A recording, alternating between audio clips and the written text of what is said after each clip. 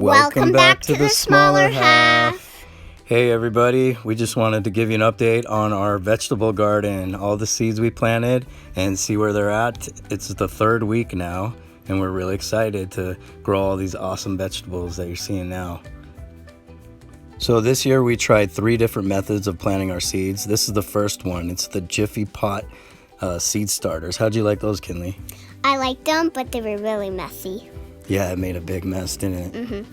And then we had the Jiffy Pots. Remember those? Yeah, those were good. Those were fun too. Mm-hmm. And then we also had these pellets here. Yep. And I like those the best. Yeah, they were really fun. They were fun. They were easy. Especially the ripping part.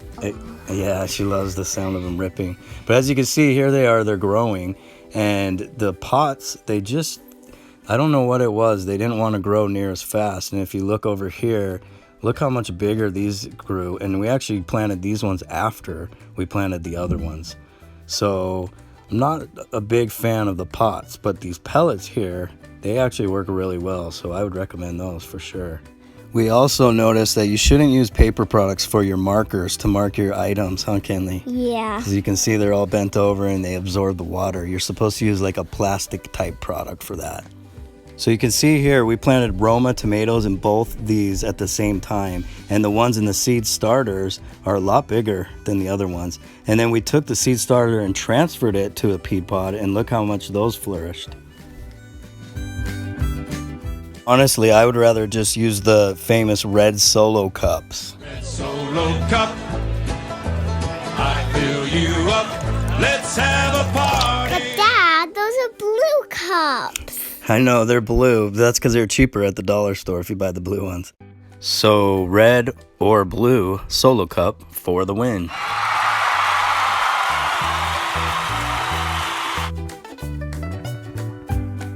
There has literally only been one day in the last 2 weeks that I've been able to work outside. It's been so cold, snowy, and rainy. It's crazy. So this is me doing the most I can in that one afternoon, trying to get that area cleared out. I just wanted to show you guys up here in the top corner. I finally got to the mud, and you can see it's all the water's collecting there. So it shows that it is actually a natural area that the water collects. So that I will take in consideration. You can see it's coming down from the hill here. And that's where I'm going to plant anything that requires more water. Makes sense than over there where it's drier. Hey, what are we doing? We're transplanting the 2 peas that we didn't out here. Look at all those roots on them. Oh, I really want to touch them. They look soft. Yeah. So we decided we're just going to plant it here by this tree because it's kind of like it didn't have enough room to grow in the small one. Mm-hmm. So we're going to plant it by this tree out in the open and see what happens. Maybe a squirrel will eat it or something. It's going to come by and eat it, but we're just testing it out. See what happens. So we got both of them in. We put them right next to the tree. That way they can climb up. I know it's dark now. But we were actually told to plant them at night because that way the sun doesn't come and just kill them from being transplanted. And that way they can kind of get used to it overnight. Okay. Yeah. So we'll see what happens. Ooh, look at all these plants.